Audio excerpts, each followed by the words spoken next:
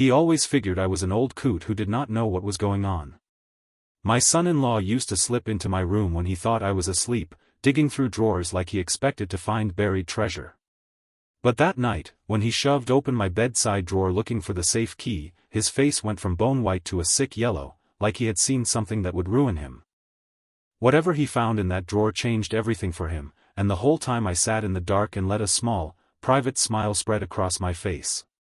Before we go on, do me a favor and subscribe to the channel, and tell us where you are listening in the comments. Dinner was quiet until Travis's voice cut right through the middle of it and made my fork stall halfway to my mouth.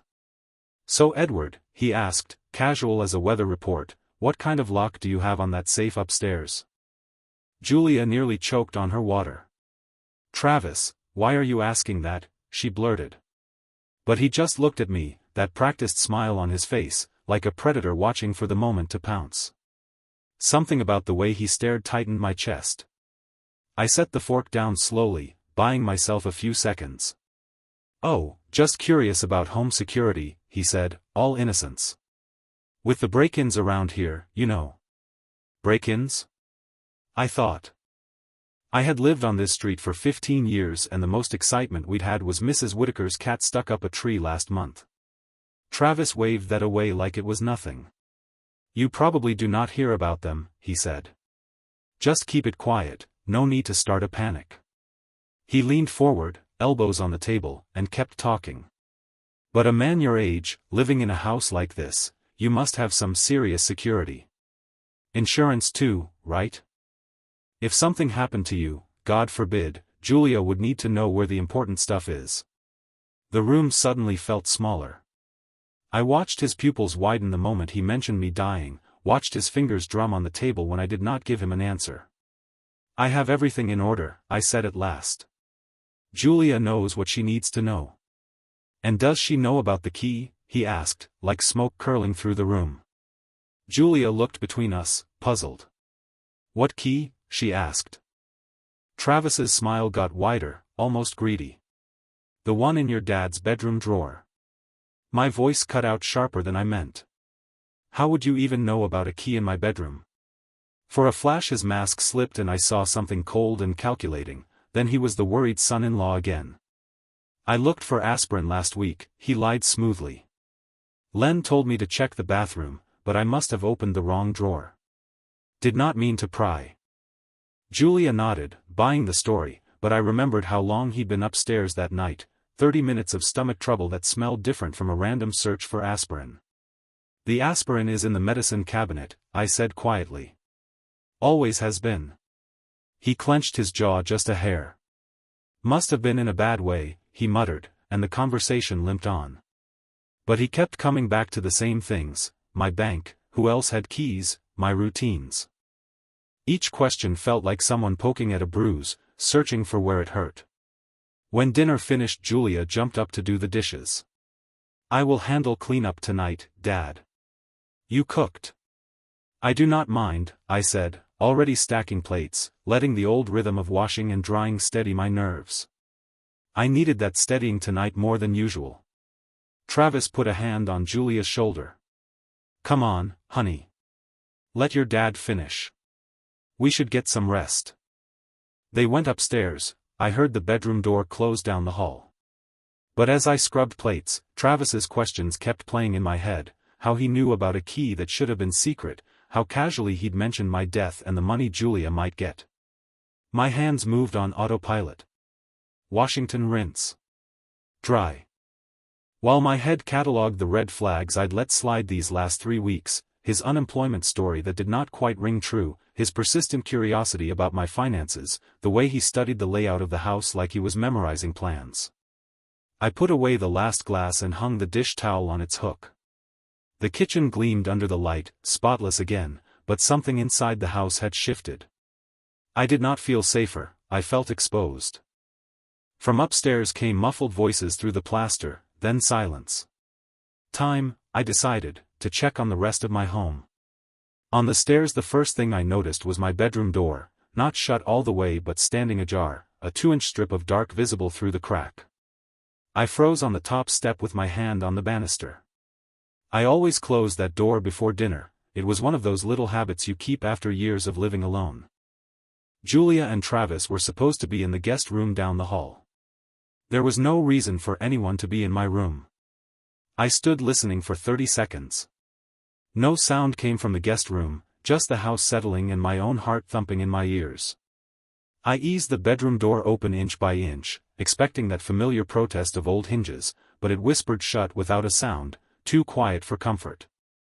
At first glance everything looked normal. The bed was made neat as a hospital ward, my reading glasses sat where I always left them, the lamp pointed just so. Still, 40 years of living by routine had trained my eyes. Tiny things stood out like red flags. The closet door was cracked open about 4 inches, I never left it like that. The dresser drawers did not sit flush, the second one from the top, the one that held papers I guarded, had been shoved back carelessly so a corner of a manila folder peeked out. My stomach sank. I pulled that drawer out all the way. The folders had been rifled through and then jammed back as if someone had been hurried or nervous. Insurance documents mixed with bank statements. My will, usually tucked in the back where I would not misplace it, had been nudged forward. The little brass key I always kept taped under the drawer lip, the one that opened my safe, was gone. I ran my fingers over the wood where the tape had been. Empty. This was not a random burglary. This was targeted. Someone had gone into my private things, not to grab a trinket but to find exactly what they wanted. They had known where to look. My hand started to shake, not from fright but from a cold, hot kind of anger. I moved to the safe in the walk-in closet. The digital lock lit up like it always did, but it did not matter. Whoever had taken that brass key now had the manual override. Standing there amid shirts and boxes and a lifetime of odds and ends, I felt naked. How long had this been planned? How many times had he crept in while I was down the hall, pretending nothing was happening? The violation felt deeper than theft, it was intimate, a breach of the borders I kept around my life. Whoever did this had handled my private papers, splayed through my financial life. Everything I had kept for myself had been touched. But Travis had made one fatal miscalculation. He assumed I was too old, too slow, or too unaware to notice. He was wrong. I slid the drawer closed, setting everything back the way I found it. If he believed he had acted in secret, I would let him keep thinking that. Let him move forward with his plan while he still thought the coast was clear. Because now I knew what I was facing, deliberate, premeditated theft by the man sleeping down the hall with my daughter. I turned out the bedroom light and went through my bedtime routine as if nothing had happened, but the motions felt staged, as if I were performing for an invisible audience. Was he listening in the dark? Did he already know I had discovered his work? When I crawled into bed, one thing became crystal clear: tomorrow I would begin collecting proof. Tonight I would not sleep, I would make a plan. I lay there staring at the ceiling, every creak and sigh of the old house setting my teeth on edge. At 11:47 by my bedside clock, I heard movement below, deliberate footsteps crossing the living room. Not Julia's light, careful steps. He was out, and he was talking in a voice small and secretive, the kind of whisper a man uses when he thinks nobody can hear. "Yeah, it is me," I heard Travis say. "Everyone is asleep." He was on the phone, under the cover of midnight. I eased out of bed and padded barefoot across cold floorboards to the vent that linked my bedroom and the living room. Sometimes sound travels strange in these old houses, and the ductwork delivered his words right up to me. "The old man is loaded," Travis murmured. "Got bank statements, investment portfolios, the whole thing. We are talking real money." My heart dropped. "Tomorrow night," he continued, "Julia's got book club from 7 to 9. Perfect timing." My fingers fumbled for my phone, my thumb found the voice recorder app and I hit record with my hand trembling. I needed proof. He kept talking, the trail of his voice a rope I could follow. "I already have the safe key, grabbed it earlier while they were having dinner," he whispered. He talked like a man who had already counted the payoff, like stealing from me was a foregone conclusion. "The old fool keeps everything important in there, cash, jewelry, his banking papers," I heard him say, contempt softening into a grin I could almost feel through the floor. I kept the recorder running. Then his voice turned urgent and raw. Listen, I know the clock is ticking. My gambling debts are not going to disappear on their own. Those people are not the patient sort. We have to do it now. Gambling. Suddenly the pieces slid into place, the nervy questions, the timing, the slick way he sized up my life. This was not some spur-of-the-moment theft. This was someone backed into a corner, desperate enough to betray the woman he lived with. He sneered as if proud of how easy I was supposed to be to fool. The beauty is, he will never suspect family. If he notices something missing, Julia will say he just misplaced it. You know how old folks get with memory, right? Old folks. I am 66, not 96, and my memory caught every damned word. I kept my mouth shut and let him ramble. Better to have proof than anger. Travis told whoever was on the line we would be long gone by Thursday. I will tell Julia we got a job offer out of state. Something urgent. We will be gone before he knows what hit him. He laughed then, that loose, rattling laugh that made my skin crawl, and added, maybe he should have been choosier about who he let into his house. Life lessons, right? The call ended and I heard him moving around, checking whatever thieves check, polite noises so the neighbors would not notice. He came up the stairs cautious as a cat and went to bed. I stopped the recording, slid the phone under my pillow, and watched the tiny wedge of light under my bedroom door. I did not close it. If he thought I had not seen the drawer or the missing key, that mistake would buy me time. Lying in the dark, Travis's words replayed on a loop. He had gambling debts big enough to get violent men breathing down his neck. He had an accomplice on the phone. He planned to hit my safe tomorrow while Julia was out at book club, and then vanish with her and my money. That was the real theft, not the papers, not the key, but the betrayal of my daughter's trust. The break-in felt small beside that. But he had underestimated me. He did not know I had spent 30 years as an insurance investigator. I had spent my career spotting desperate people, tracing their lies, and turning chaos into evidence. Travis wanted to play games with an old man. Fine.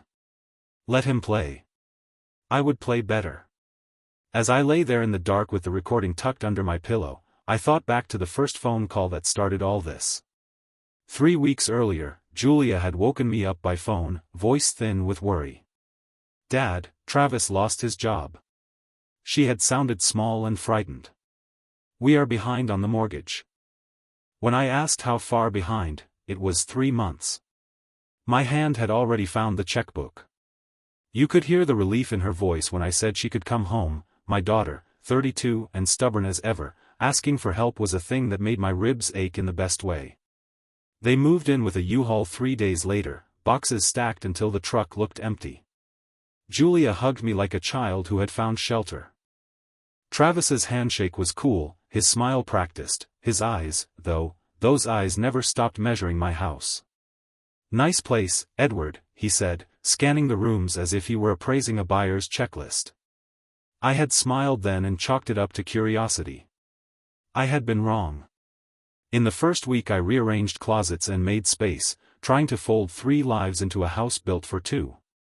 Julia fit back in like she had never left. Travis, though, asked questions that at the time seemed ordinary. Did I keep cash at home? Which neighbors were home afternoons? What did my bank routine look like? Each question was a probe, polite but searching.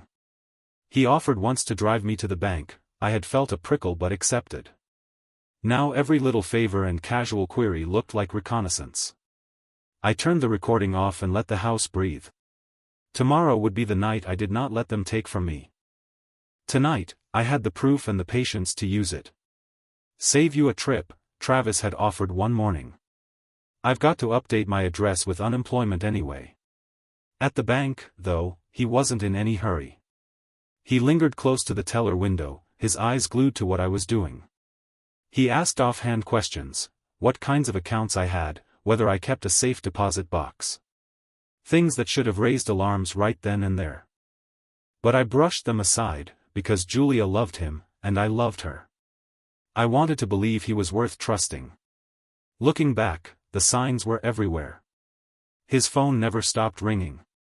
Calls he always stepped outside to take, or slipped into another room for. He said it was job interviews, networking contacts. But afterward, he'd come back tense, shoulders tight, pacing the floor like a caged animal.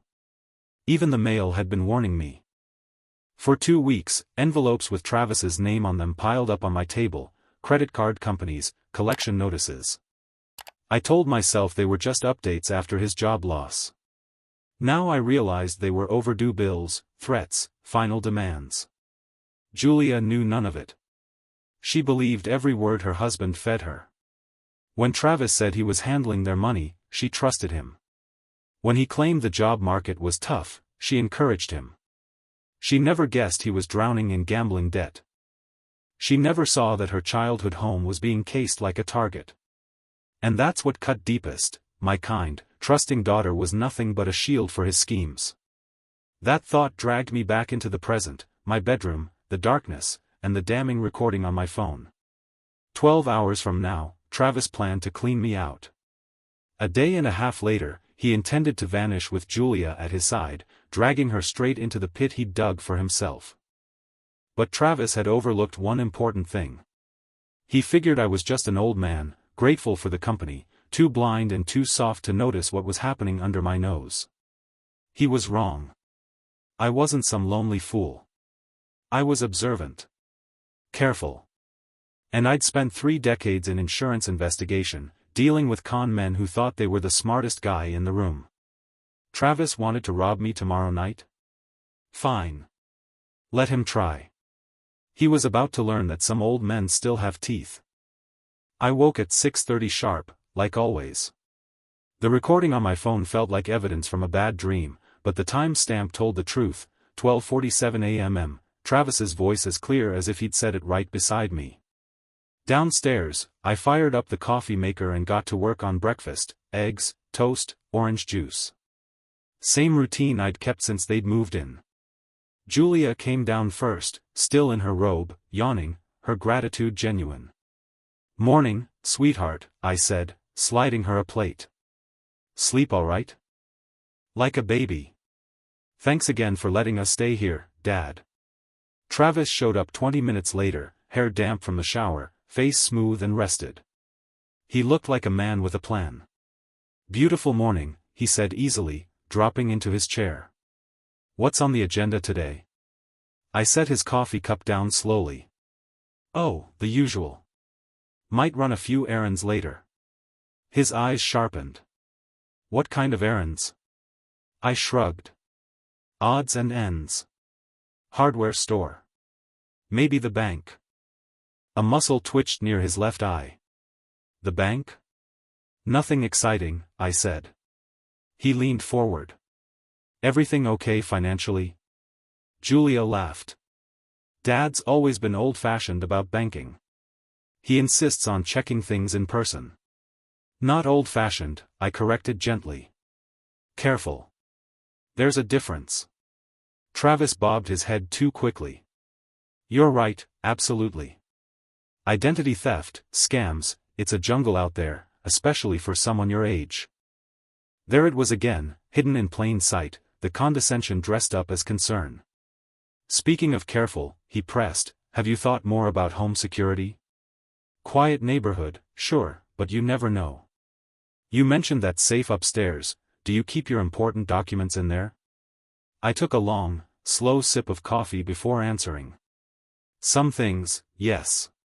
"What about cash?" he pushed. "If banks went down, or something unexpected happened, it's smart to keep emergency funds handy." I nearly laughed at the audacity. The man was eating food I cooked, sitting at my table, and practically asking me to list my assets for him. "I've got what I need," I said simply. Travis shifted tactics again. "You said last week you're a heavy sleeper." "That's good. Always worry when older folks can't get solid rest." I hadn't said anything of the sort, but I nodded. "Oh, yes. Once I'm out, I'm gone till morning. Lately I've been more tired than usual." "That's normal at your age," he replied. "Travis." Julia scolded. I waved it off. No, he's right. I usually take something at night. Knocks me straight out till sunrise. That did it. I saw his shoulders relax, his guard drop. He believed the lie. Well, I said cheerfully, standing to gather the dishes, I'll let you two plan your day. I'll probably turn in early tonight. All this family activity has me tuckered out. That sounds perfect, Dad, Julia said softly. You deserve to rest. Travis carried a stack of plates into the kitchen with me, but I noticed how his eyes weren't on the dishes. They flicked toward the staircase, toward my bedroom, measuring, scheming. You know, he said lightly, I might stay up late tonight. Maybe watch some television in the living room. I've always been a night owl. Of course, he was. I just smiled and nodded like a tired old man. Make yourself at home. Remote's on the coffee table. After breakfast, Travis excused himself, saying he had phone calls to make about job opportunities. Julia busied herself in the guest room, unpacking and tidying. That was my chance. I think I'll run those errands I mentioned, I told them, keys jingling in my hand. You two enjoy some quiet time. As I eased the car down the driveway, I caught sight of Travis at the upstairs window. Not the guest room window, my bedroom window. His silhouette watching me pull away made my knuckles clamp down hard on the steering wheel. He was already planning his move. Tonight couldn't come soon enough. The hardware store was my first stop. I needed supplies, yes, but more than that, I needed time to think, to map out every detail of what was about to happen.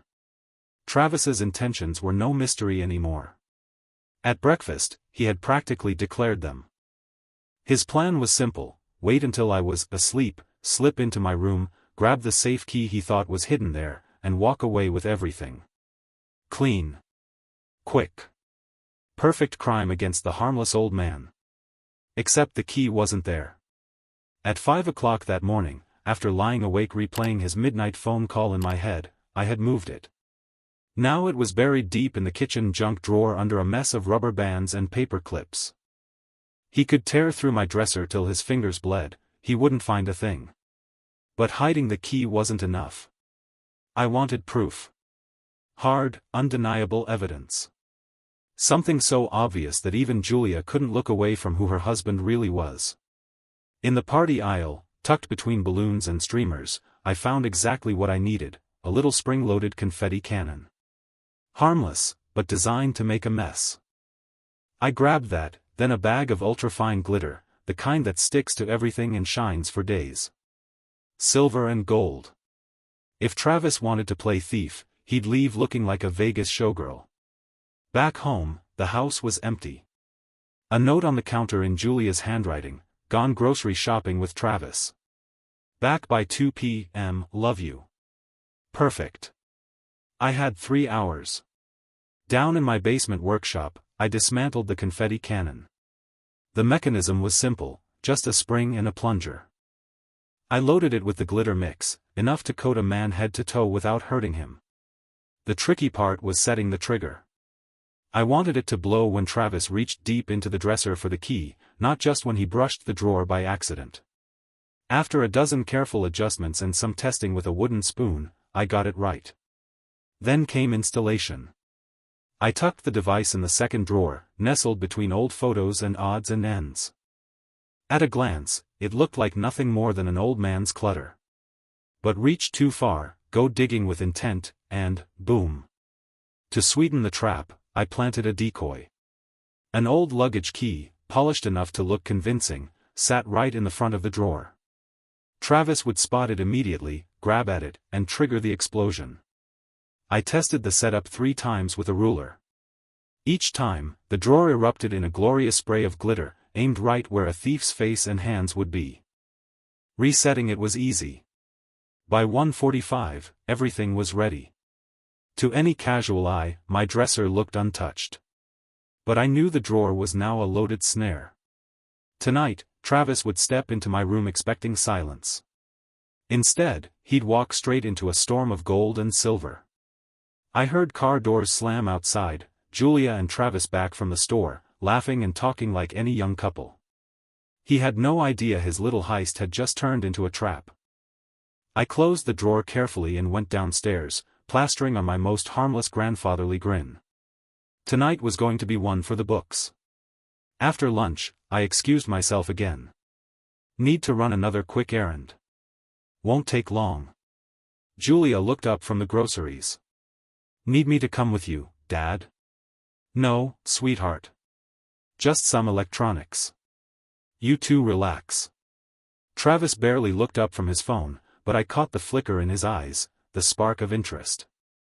In his mind, the old man had another routine, another vulnerability to exploit.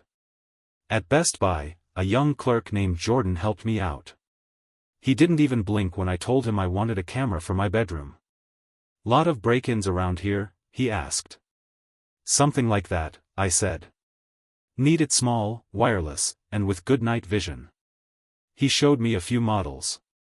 I picked one that streamed straight to my phone, motion detection included, with about 8 hours of battery life. I paid cash. That little black camera rode home beside me like a secret weapon, waiting for its moment. The camera was barely bigger than a deck of cards, sleek and discreet, with a magnetic mount that let me stick it almost anywhere.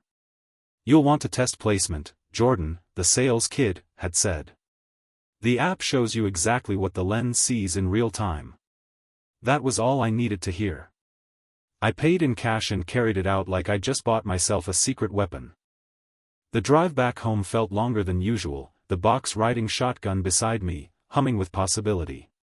When I walked in, I found Travis and Julia sprawled on the couch, watching TV like any young married couple spending time with family. They looked so normal it almost made me doubt myself. Almost. I'm going to rest for a bit, I told them with a tired smile, and headed upstairs. All this running around has me beat. Once inside my bedroom, I shut the door and got to work. The trick was simple. The camera had to catch Travis sneaking to my dresser, had to record the exact moment he reached for the drawer and triggered my glitter surprise. But it also had to remain invisible. I tried the top of my bookshelf, wrong angle. Behind the lamp, too obvious. Then I found the sweet spot, nestled between a few books on the nightstand, tilted just enough to frame both the dresser and the middle of the room. The magnet locked it in place, and the black casing blended perfectly with the spines of old hardbacks. Unless someone was hunting for surveillance gear, they'd never see it. For 20 minutes, I adjusted the lens using the phone app, fine-tuning every detail. The motion sensor needed to be sensitive enough to kick on when Travis entered, but not so touchy it fired up every time the house creaked. Battery life was another concern. The thing had to last all night, so I switched it into motion-activated mode. When I killed the lights and tested the night vision, the feed came through crystal clear. Travis's face would shine like daylight when he walked into my trap. I even tested the microphone, whispering a few lines and playing them back. Clean, sharp audio. If Travis muttered anything while rifling through my things, I'd have it on record. I had visual proof, audio proof, and, thanks to my little confetti cannon, physical proof too. I slid a couple of books around to camouflage the lens even more, then stepped back. The room looked like what it was supposed to be, an old man's bedroom, quiet and harmless. Downstairs, I heard the muffled sound of Julia and Travis talking about their evening. I imagined him counting the hours until his window opened, not knowing that window was a trapdoor. One last check on my phone, the feed was perfect, recording ready, battery full. Everything was in place. Tonight Travis was going to reveal himself, and every second would be caught in high definition. Dinner came and went without a hitch. Julia chatted about changes in the neighborhood while Travis spent half the meal glued to his phone. I leaned back, rubbed my temples, and played my part, an old man worn out by the day, eager for bed. By 8 o'clock we were settled in the living room. Julia curled up with a book while I eased into my armchair. Long day, I muttered, letting my eyelids droop. Think I'll turn in early tonight. Travis's head snapped up. Actually, Edward, I was hoping we could share a drink. Father and son-in-law bonding time. His voice was light, casual, too casual. That's sweet, Julia said without looking up. You two should spend more time together. I was thinking about that bottle of Macallan in the kitchen, Travis added. Premium stuff. Perfect for a nightcap. I kept my face calm, though inside I was intrigued. He'd rehearsed this. The timing, the suggestion, the specific mention of expensive whiskey, none of it random. I appreciate it, I told him evenly, but my medication doesn't mix well with alcohol. His smile faltered, just a hair. Come on, one little sip won't hurt. We're family, right? Really, I should stay clear of it, I said. Dad's right, Julia chimed in. The doctor was strict about his blood pressure meds. But Travis wasn't letting go. What about a toast, then? Just a drop, to family. He paused, searching for something to celebrate.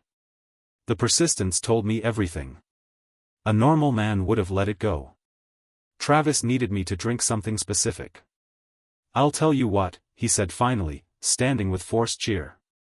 I'll pour myself a glass, and we can just sit and talk. No pressure.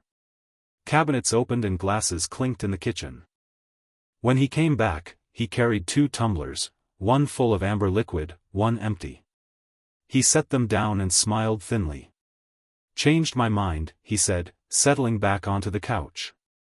Just a splash for the toast, barely a teaspoon, Travis said, holding the second tumbler out to me. The whiskey caught the lamp's glow and looked harmless enough. I'd spent 30 years investigating insurance fraud. Desperation makes people sloppy, and sloppiness leaves a trail. Travis, I really cannot, I told him. One tiny sip, he pushed, leaning forward. Julia, tell your father one sip will not kill him. Julia glanced between us, sensing a strain she could not name. If Dad says no, maybe you should respect that, she offered, tentative. For a beat his face hardened. Behind the practiced charm, I caught a flicker of something else, frustration, counting, and a near panic that didn't belong in a family living room. You know what? I said, rising carefully. I'm more tired than I thought. I think I'll take one of those sleeping pills and call it a night. Travis's whole posture changed the second I said it. Sleeping pills? The doctor prescribed them last month? Strong stuff. Knock you right out, he said, relief flooding his features. You'll be dead to the world until morning. Sounds perfect, Travis breathed. Julia kissed my cheek. Sweet dreams, Dad. See you in the morning. I put on the old act of climbing the stairs slowly, leaning on the banister like an infirm grandfather. At the landing I looked back. Don't stay up too late, you two. Travis, help yourself to anything in the kitchen. Thanks, Edward. Sleep well, he called after me. In my bedroom I moved through the motions, changed, brushed my teeth, smoothed the covers, but I double-checked the camera and made sure the glitter trap was armed. I switched off the light but left the door cracked a little so I could see the hallway. Downstairs, the television hummed and then quieted. I heard Julia's footsteps climb up and the guest room door close. Travis stayed down, probably watching the clock, counting time until the pills would supposedly put me out. My phone read 9:47 p.m. The camera showed my empty bed in crisp night vision.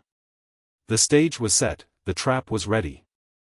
All that was left was to wait for my son-in-law to show what kind of man he really was. At 2:43 a.m., the stairs creaked. I had been still for hours, breathing slow and even, positioned so the hallway was in my sight line. The camera feed on my phone showed my bedroom in perfect infrared. Travis moved like someone who'd rehearsed the house's noises, stepping around the boards that groaned and pausing where the floor stayed quiet.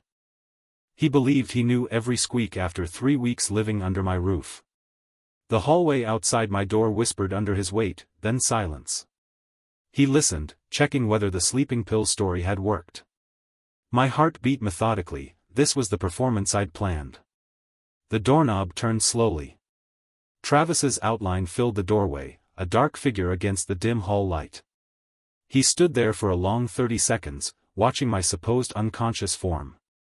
Satisfied, he slipped inside. He moved with the confidence of a man who thought himself invisible, dressed in dark clothes to vanish into the night. I tracked him by sound and shadow. He headed straight to the dresser like a man on a mission, 3 weeks of casual curiosity hardened into purpose.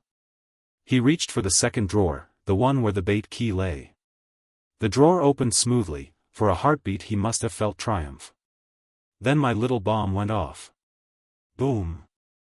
The noise popped like a toy cannon and a cloud of silver and gold glitter burst into the air. It coated Travis from head to toe.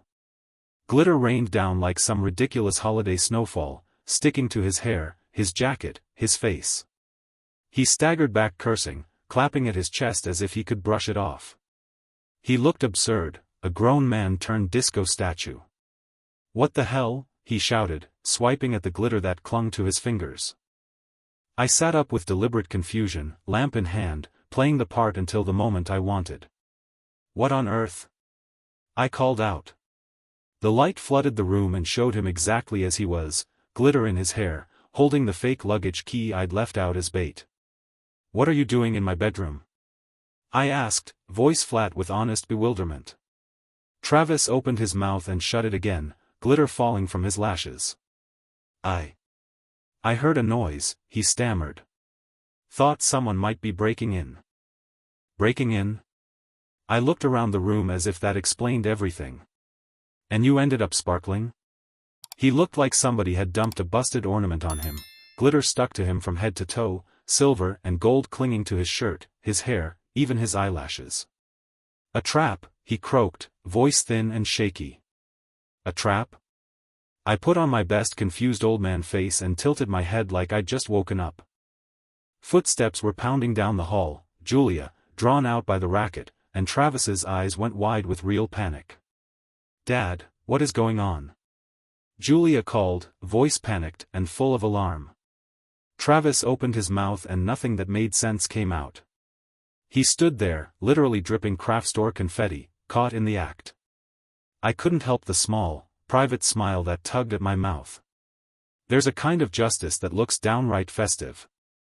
Julia burst into the doorway, fumbling with her robe until she saw the scene, me sitting up in bed, blinking like a man who'd been rudely awakened, and Travis by the dresser, glitter spilling off him like holiday snow. "What in the world?" she breathed. "Travis, why do you look like a Christmas tree?" Glitter fluttered down with every tiny move he made. There was a noise, he managed at last. "I thought someone was breaking in." "You went into my father's room at 3 in the morning and you're covered in glitter," she repeated, voice hardening. "It's a security device," he blurted, rubbing frantically at his sleeves.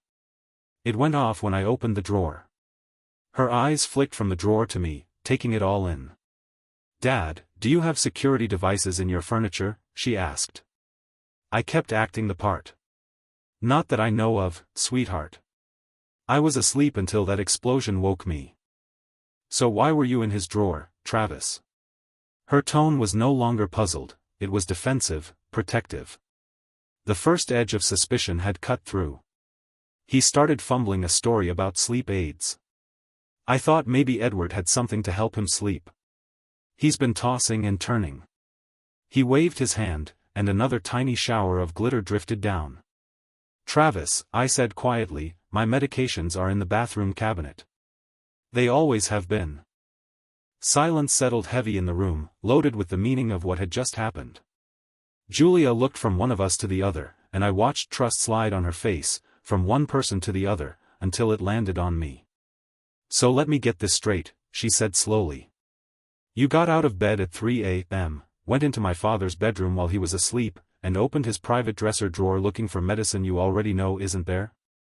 "It's not like that," he sputtered. "Then what is it like?" she demanded.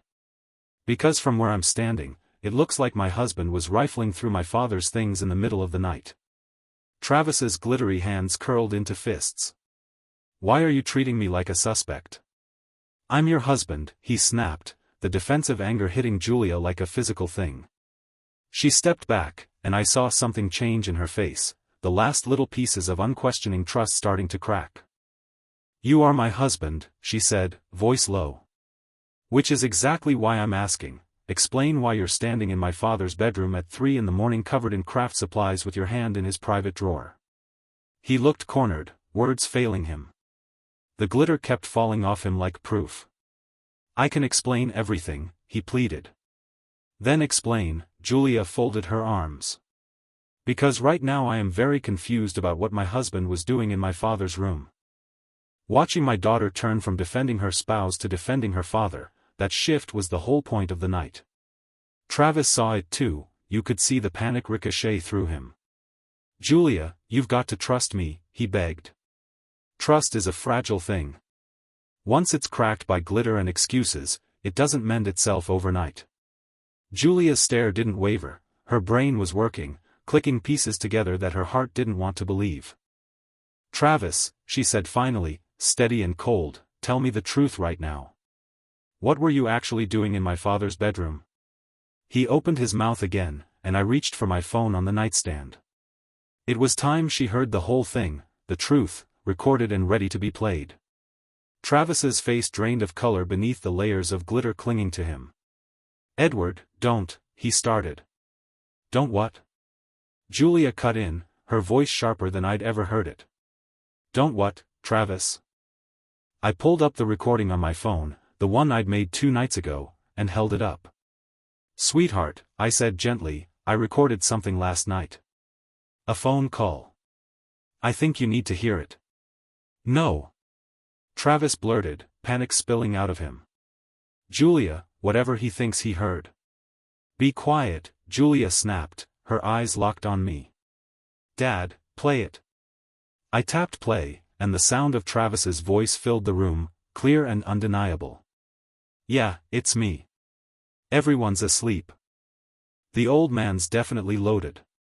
I found bank statements, investment portfolios, the whole thing. We're talking serious money here. Julia froze, her eyes widening as her husband's words spilled into the silence. Tomorrow night, Julia's going to her book club meeting. She goes every Tuesday, 7 to 9.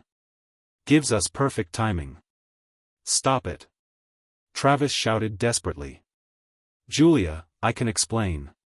Shut up, she hissed, her voice cold and deadly. Just shut up and let me listen. The recording kept rolling. I already have the safe key. Grabbed it earlier today while they were having dinner. The old fool keeps everything in there, cash, jewelry, probably more bank information. Julia's hand flew to her mouth. She turned to Travis with horror in her eyes, like she was seeing him for the first time. Look, I know you're worried about the timeline, but my gambling debts aren't going away. Those guys aren't exactly patient, if you know what I mean. Her voice cracked. Gambling debts? What gambling debts? The recording went on. Edward's just some lonely old widower, probably grateful for the company. He has no idea what's coming. The beauty is, he'll never suspect family. Even if he notices something missing, Julia will convince him he just misplaced it. You know how old people get about their memory. Julia gasped like the air had been punched out of her. Her own husband's voice, laying out how he would use her trust against me, how he'd turn her into an unwitting accomplice. Trust me, Travis's voice continued. By Thursday, we'll be clear. I'll tell Julia I got a job offer in another state, something urgent. We'll be gone before the old man knows what hit him. I stopped the recording.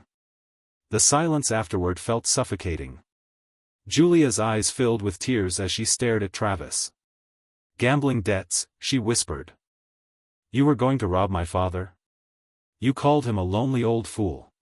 You were going to steal from him and then vanish, dragging me along as your cover story? Travis stepped forward, but she recoiled as if he were poisonous. How much? She demanded. It doesn't matter, he muttered.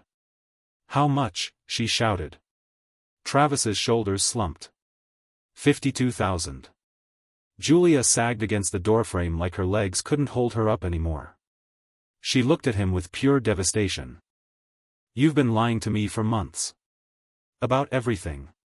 The job, the money, why we had to move in here. And all this time, you were planning to rob my father. Her voice rose to a scream. You were going to use me as your alibi while you betrayed the man who raised me. Julia, we can work this out, Travis began, but she cut him off. No. She straightened, steel in her spine now. No, we can't. You were going to humiliate my father, steal from him, and let me believe he was losing his memory. And you called him names while doing it. Her lip curled with disgust. Get out. Get out of my father's house right now. For the first time since I'd known him, Travis was speechless. He stood there for several long seconds, glitter drifting off him like dirty snow. Then he saw Julia's expression, fierce, protective, unforgiving, and something in him broke. This isn't over, he said finally, voice turning low and ugly. Half of everything we own is mine. I'll get my share. Julia's voice cut through the room like a blade. Half of what, Travis? Half of our debt? Because that's all we've got, piles of gambling debt I never even knew existed. I'll fight you in court if I have to. Travis tried to square his shoulders, but the fight had drained out of him. With what money? Julia pressed, stepping closer. You just admitted you owe $52,000 to dangerous people. What exactly are you going to fight me with? He shot me a look, one dripping with hatred. This is your fault, old man. You turned her against me. But Julia didn't waver. Her voice was steady, stronger than I'd ever heard it. No, Travis. You did this. You did it when you decided to rob my father instead of asking for help. You did it when you called him names. You did it when you lied to me over and over. Travis made one last attempt, desperate now. Julia, we're married. We made vows. You broke those vows the second you planned a crime against my family. She pointed at the door, her eyes hard as stone. Get your things. Get out. Now. That was the moment Travis knew his con had ended. No more smooth talking. No more manipulation. His own voice on that recording had sealed his fate. He trudged out, leaving a trail of glitter like a criminal caught in his own spotlight. From the guest room came the sound of him throwing clothes into bags, angry and careless. Julia sank into the chair by my bed, looking worn and small. Dad, I'm so sorry, she whispered. I brought him here. I put you in danger. I reached over and squeezed her hand. Sweetheart, you couldn't have known. I should have seen it sooner, the late-night calls, the questions about money. That was on me. Her eyes filled with tears. How long have you known? Since 2 nights ago, I admitted. I heard that call and knew I had to act before he heard either of us. Despite everything, she gave a watery smile. That glitter bomb was genius. I grinned. Wanted him caught red-handed, or glitter-handed, I guess. That earned me a laugh, real and honest, even through her tears. Moments later Travis reappeared in the doorway, 2 bags slung over his shoulders, still sparkling like some ruined party favor. Leave your key on the counter, Julia said coldly, not even looking at him. Don't call me. My lawyer will talk to yours.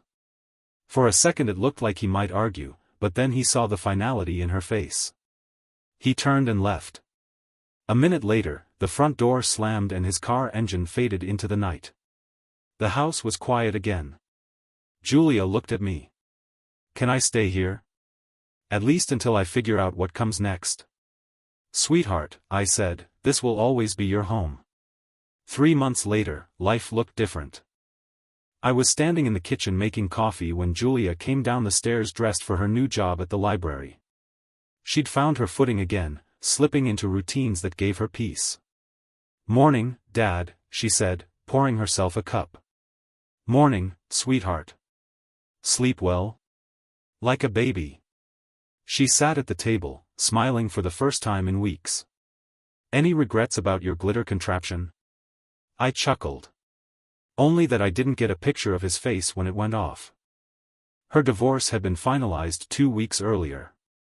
Travis hadn't contested a thing, hard to fight over property when you're buried in debt and facing possible charges. Busy day at the library? I asked. Story hour at 10, she said, adjusting her bag. Then helping Mrs. Delgado dig into her family history. I love it there, quiet, steady, full of people who actually appreciate books. She paused at the door.